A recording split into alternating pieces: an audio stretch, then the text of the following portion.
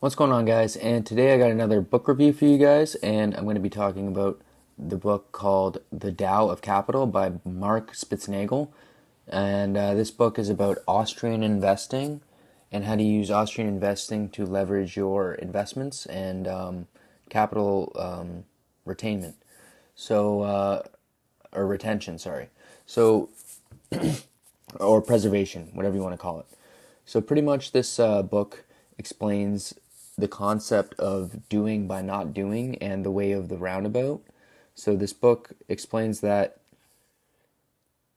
you go left by turning right, essentially like a roundabout, right?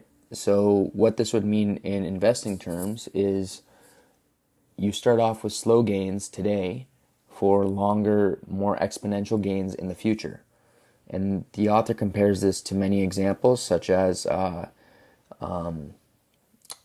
what do they call it? Like pine cone trees. So how the pine cone tree will slowly develop in its early stages of its growth, and it will take over its territory in the later years of its growth because of its ability to grow in rocks and harsh environments. And he actually mentions that the pine cone, or I forget the word he used. It starts with a C. The pine cone tree, it pretty much is one of the oldest species on the planet. And it has become this way because it grows slowly and then it takes over. And another thing he explains is there's a concept that if you grow one tree for 15 years when you're planting lumber, you get more lumber than growing three trees in 5 years, right? So you only have a certain amount of real estate to grow the trees. So you have to figure out what's the maximum return on investment by growing the tree and harvesting the lumber. And usually it's exponentially growing slowly in the early years, and then it really shoots off in the later years.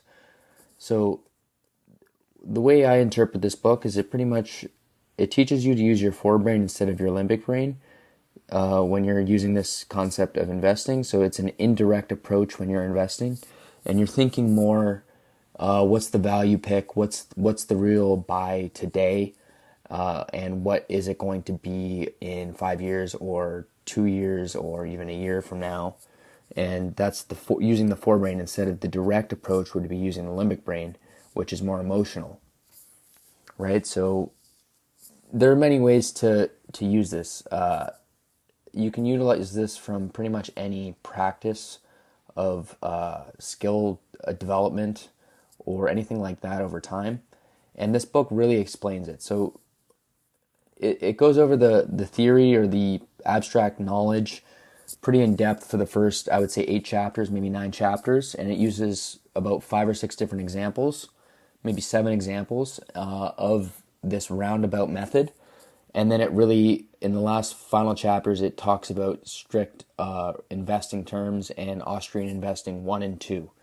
And these are 2 different methods of investing. And the author also goes over some ways that he makes money, that he's made money in the past, and how he plans to make money in the future.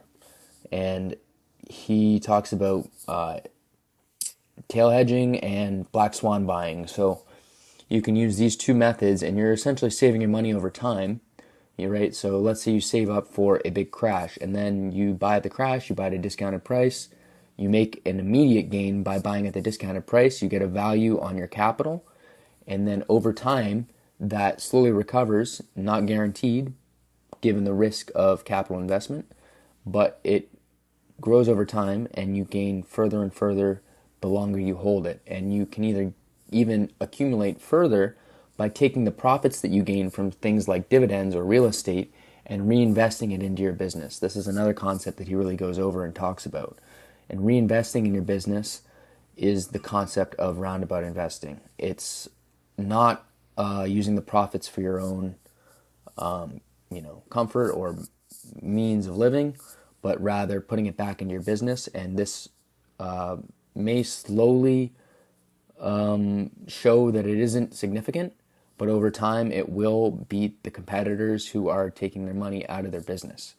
So that's pretty much the book in a nutshell. There are some examples such as Sun Tzu, Karl von Clausewitz, both military strategists.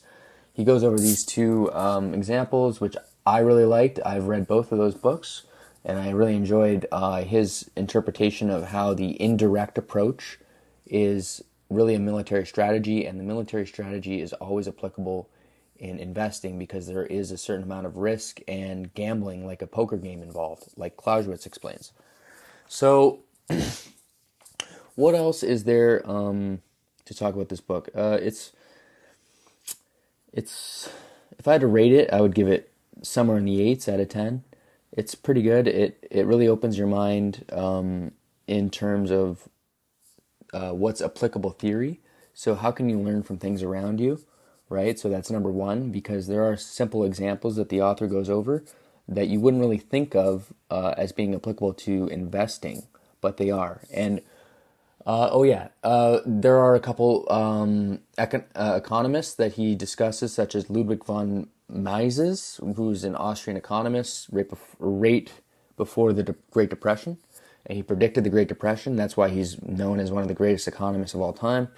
And there are other economists, some Austrian, some not. Mainly, most of them are Austrian, like Baum-Bawerk, who is another Austrian investor, or economist, sorry, not investor. And he's the one who termed Austrian investing 2. Mises termed the Austrian investing 1. And these two economists really influenced the world of business and how money and capital theory was looked at. It was kind of a counterpoint to a lot of Karl Marx's capitalist or communist, sorry, not capitalist, communist theory. And it was a little bit of a jab back at that. And then they really wanted to prove that if you were wise with your money and you did invest and you played the market correctly, given that there was no government intervention, you could actually succeed in a cyclical market, right? Because without government intervention, of course, this is explained in the foreword of the book, without government intervention, there is no real deterrent for profits to come back at you, right? Essentially, broken down. But he goes more into depth, explains it further. Pretty good book. I would recommend it. If you're into investing in any way, if you plan on investing in the future, if you are a real estate investor, any kind of investor in a capitalist market, I would suggest this book. It will really transform the way that you use your money. So, thanks for listening, guys. I will also be... This book is pretty long, but Ludwig von Mises' Human Action, his main treatise on economics, his main work, I will be doing a review on that, so look forward to that, and there will be many book reviews. I'm about 3/4 of the way done, probably about 7 or 8 books. I've just got to finish them. So I'll be getting those out to you and breaking down a lot of the knowledge and retainable information, lessons, tools that are gained from these books. So thanks for listening, guys, and be sure to check out the other episodes and follow on Spotify. Peace.